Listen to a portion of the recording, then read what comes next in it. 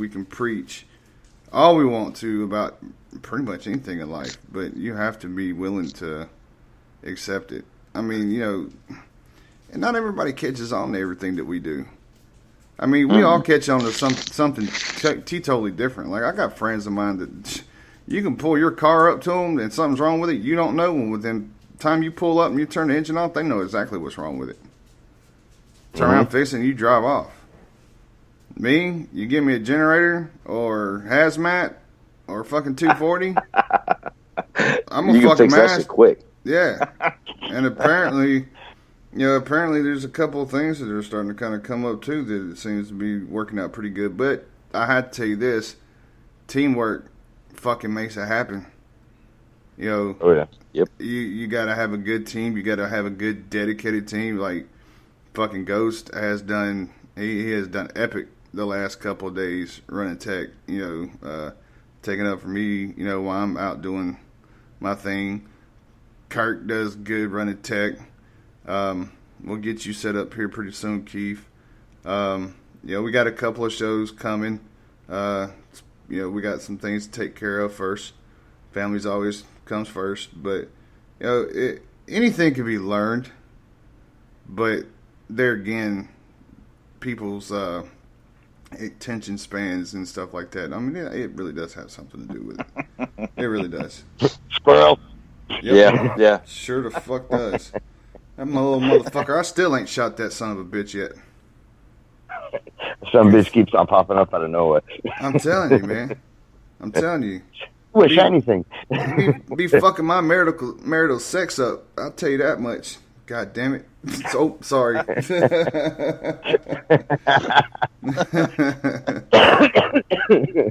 fucking squirrel definitely fucking happened. I'm not going to go into that. We're on your show. I'm definitely not going into last night. We're not talking about your size there, country. I'm sorry. The squirrel, that's not what we mean. Oh, no, it's not that. There was other things that went on last night before the fucking having to perform a unique type of CPR on somebody. Oh, my God. This is hilarious. That would be, I would say you could classify that as the alternative CPR. Yeah. Probably a good way. Just the enjoyable CPR? Shit. Well, just to put it this way, people. There's a different type of CPR. It's like when somebody has something in their fucking mouth or their stomach and it can't come out. You put your fucking fingers down somebody's throat and you push on their fucking stomach. I promise you, it'll come out. Might not be pretty. Yeah, it'll come out though. Oh, it might stain a little bit, but No, God. So much fucking alcohol was mixed with that dude. It stunk so bad. But anyway, everybody's good, safe, and at home.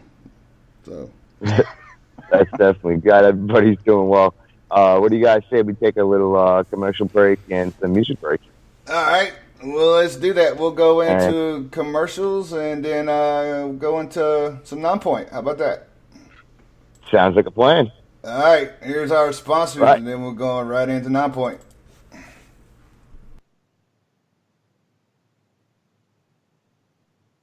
Run by Special Ops veterans, putting people in war zones to work and working where others fear to tread. Each one of our products is manufactured in current or post-conflict areas. Your purchases fund women's education, demining efforts, and healing our veterans. High-quality products that make meaningful change for those less fortunate.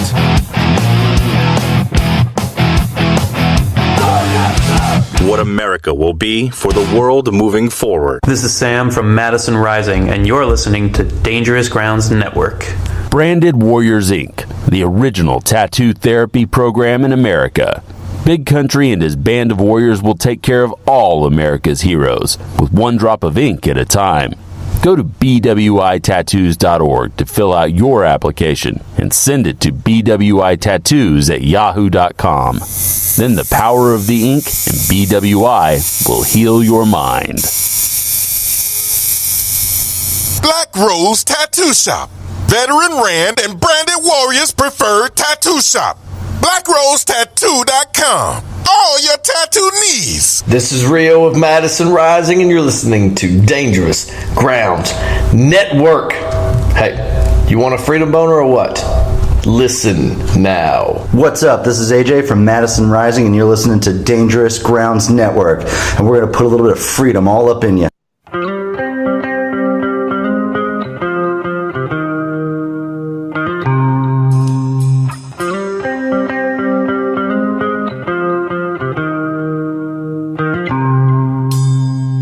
Never really wanna be everyday time. Operatic, over dramatic, erase mine. One life left to live, a day in the life with nothing to give but my last dying breath. Never really wanted the everyday time. Operatic, over dramatic, erase mine. One life left to live, a day in the life with nothing to give but my last dying breath. I'm filling my chest with my last dying breath. I'm filling my chest with my last dying breath. And this war will lay to rest with my last dying breath. Yeah, yeah, oh. This war will lay to rest with my last dying breath. The weight of it all, state of it all, everything that's coming. Fate of it all, just on the one chance for you and I have left. The weight of it all, state of it all, and everything that's coming. Fate of it all, just on the one chance for you and I have left.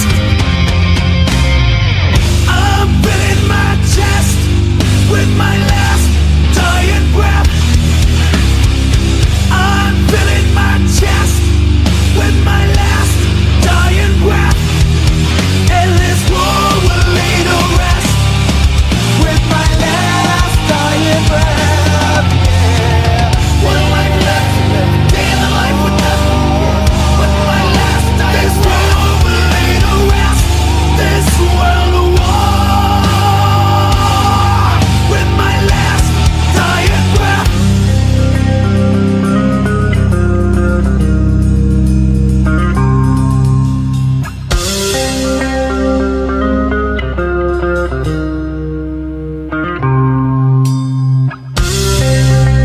The weight is too much for this structure. At any moment, veins will rupture. At any moment, hearts will rupture. The pain is too strong to deny it. Believe me, I've tried it. It caused me to die on the inside. I'm filling my chest with my last dying breath. I'm filling my chest with my last dying breath.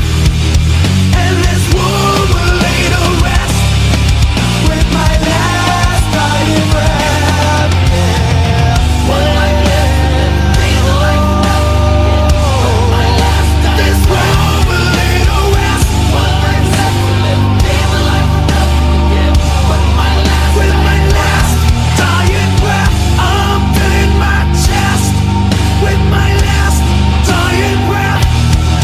With my last dying breath. With my last dying breath.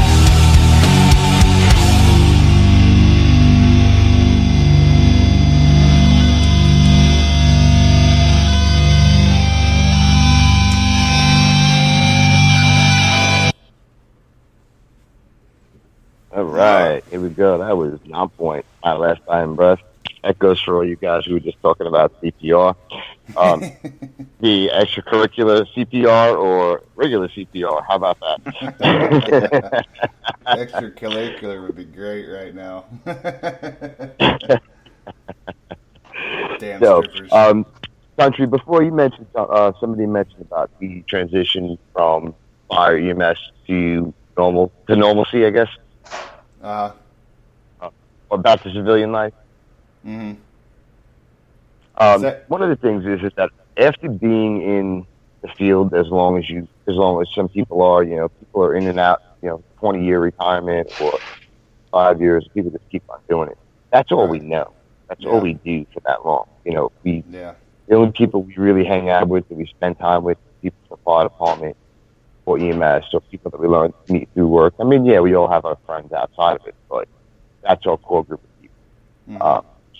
So once we leave and once we retire from there, some of the guys, they're there every day after retirement because they just don't know what to do, what to do with themselves. Because that's all we've known. Another thing is, another thing is that as the military field, and then doing first responders, fire EMS, et cetera, we experience PTSD like the rest of us. Sometimes it's worse than other people. Sometimes it's better than other people. Sometimes people can joke about it, and some people can't take it. Mm-hmm. And it ends up, unfortunately, taking people's lives as well. Right. I've been down that road. I had that, and I've contemplated many a time. Oh yeah. I think a lot of us have had those thoughts at some point in time. I mean, and you're right. And that was something that and this don't even have anything to do with military or first responders at all. But my dad's been in his job for 40 fucking years, and he doesn't joke about it. He's actually fucking jealous that his son at 35 years old was retired. I just had to put him in his fucking place. I was like, well, look what the fuck you do, and look what I did. Not to say that I'm any better than you, but I told him, I was like, you're asking for something that you're not ready for and that you don't want. You think that it's all fucking, and for some people, like you say, some people it's easier, for others than it's not. But it's, to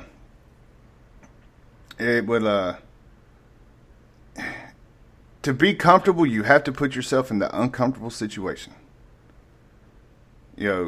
That has been a big key for my help. But I mean, even being in a plant, you're right. That's all you know. You get up, you go to work, you're there all day long, and you come back. And then it's just a regular day. I mean, you get up, and that first couple of weeks might feel great. You get up, make breakfast, you go for your walks, you go to the mall, and that shit's going to get boring. And then what are you going to do? This is why I thank my team here on the DG Network, which is all of y'all, and Killer, and Heather, and freaking Dog Tag, Smashley. I mean, fucking all of you, man. Damn Doc, Anthony with that's coming on with his show tomorrow, Greg, and everybody at BWI. I mean, it's a new sense of purpose. It's a new family. It's a new job. And it's growing. Fuck. Oh my God, is it ever? But it's good though, because it eventually the station will end up splitting in two. Eventually we will be paying for two stations. We'll have to. And that's a good thing. I'll say this, and it's not trying to toot our own horn, but there are other networks asking, what the fuck are we doing? I'm doing shit. We're being normal. It's fucking radio. It's easy. We're being us. We're not changing who we are or altering our positions on views, on anything for that matter. And we give out respect where respect's due. And other stations don't get that. They're trying to preach to the choir and beating a dead horse, and they're not getting anywhere. Right. We hit on everything. Anything that pops up in the news, we hit on it. Anything that pops up, we see something on Facebook that needs responded to, whatever, it's all taken care of. Right. And we deal with it. We take care of it, and we look out for one another. That's right. And our listeners, for that matter. Yep. There was a situation when I first came on at the station, something came up, and you know what I'm talking about. Myself and Smash had to go and address an issue while we were still doing the show. Yep, sure no. And Ron, see.